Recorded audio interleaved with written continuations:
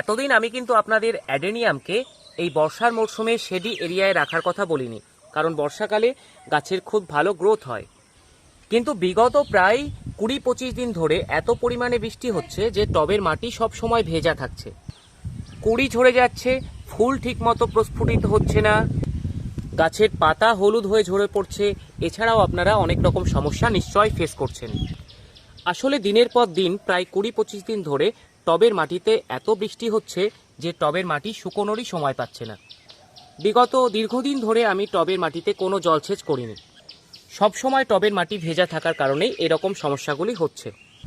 বৃষ্টি চলাকালীন আমরা এই সময় গাছের কোনো পরিচর্যাই করতে পারছি না, না পারছি ফাঙ্গিসাইড স্প্রে করতে, না পারছি পেস্টিসাইড স্প্রে করতে।